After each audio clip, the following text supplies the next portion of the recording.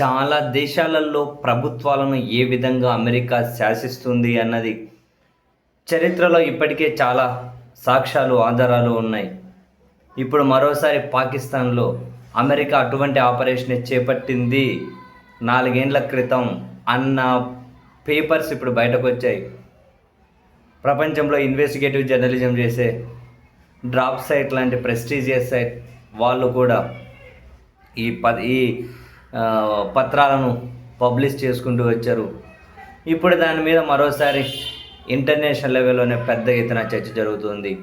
అయితే ఈ విషయాలు కొత్తగా వింటున్న వాళ్ళకి ఏవైనా కనుక వింతగా, విచిత్రంగా అనిపించవచ్చు. కానీ చరిత్రలో ఎప్పటి నుంచి అమెరికా ఏ దేశంలో ఏ ప్రభుత్వం ఉండాలి, వాళ్ళకు అనుకూలంగా ఎట్లా నడుచుకోవాలి, నడుచుకోకపోతే ఏ విధంగా ప్రవర్తిస్తారు, అమెరికాకు జీ హుజూర్ అనకపోతే ఎలాంటి చర్యలు తీసుకుంటారు అని వాళ్ళని తట్టుకొని గట్టిగా ఇప్పటికీ కొన్ని దేశాలు నిలబడగలుగుతున్నాయి. కానీ చాలా దేశాల అధ్యక్షులు, ప్రధానులు వాళ్ళ లైన్లో జీ హుజూర్ అనే బ్యాచ్ మీరు చూడండి.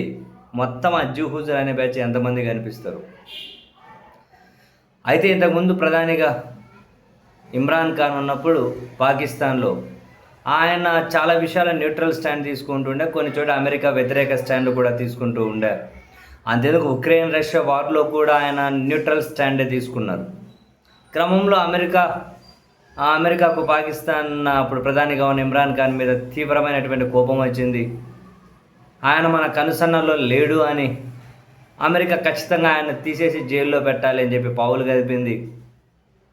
2022లో అక్కడ ఇమ్రాన్ ఖాన్కి వ్యతిరేకంగా అవిశ్వాసం ప్రవేశపెట్టడం, తర్వాత దించడం, తర్వాత ఇది అవినీతి కేసులో జైలు అనడం.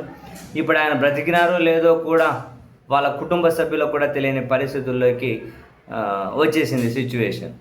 అది అంతకంటే ముందే 2022లో కంటే అంటే అవిశ్వాసం ప్రవేశపెట్టే కంటే ముందే అమెరికాలోని పాకిస్తాన్ రాయబారి అండ్ అమెరికా అధికారులు పలు దఫాలుగా కీలక చర్చలు జరిపారు అని, ఇమ్రాన్ ఖాన్ని అరెస్ట్ చేసి జైల్లో పెడితేనే పాకిస్తాన్తో అమెరికా బంధం బలపడుతుంది అని వాళ్ళు చెప్పిన పిమ్మటనే పాకిస్తాన్లో కొన్ని రాజకీయ పార్టీలు, అధికారులు, సైన్యం వీళ్ళందరూ కలిసి ఆపరేషన్ ఎగ్జిక్యూట్ చేశారు అని, మరీ ముఖ్యంగా పాకిస్తాన్ ఆర్మీ చీఫ్ మునీర్ కీలక పాత్ర పోషించారు అన్నది ఆ పత్రాల సారాంశం.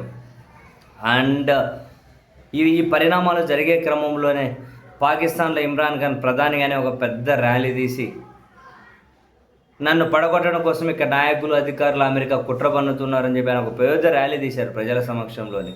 అప్పుడు అమెరికా, పాకిస్తాన్ రెండు ఖండించాయి అప్పుడు. బట్ సీన్ కట్ చేస్తే ఆయన దించేశారు, ఒక అవినీతి కేసు అన్నారు, జైల్లో వేశారు. ఇదంతా అమెరికా కనుసన్నల్లోనే జరిగింది అన్నది ఇప్పుడు బయటకు వచ్చినటువంటి ఆధారాలతో సహా బయటకు వచ్చినటువంటి నిజాలు. ఇదేమీ అమెరికాకు పెద్ద కొత్త కాదు. కొన్ని వాళ్ళ లైన్లో పెట్టుకోవడం కోసం రకరకాల ఎత్తుగడలు, కొన్ని దేశాల్లో ఎన్నికల వ్యవస్థ లోపాలను, ఏ విధంగా ఎన్నికల్లో ఫలితాలను తారుమారు చేయాలి, ఇవన్నీ కూడా వాళ్ళకు వెన్నతో పెట్టిన విద్యనే. చైనా, రష్యా లాంటి దేశాలను, ఆ ప్రభుత్వాలను వీళ్ళు ఏమీ చేయలేకపోతూ ఉన్నారు. కానీ ఇంకా అట్లా ఒక 2-3 తప్ప అందరూ వీళ్ళ లైన్లో ఉన్నట్లే ప్రధానమైన వాళ్ళందరూ కూడా.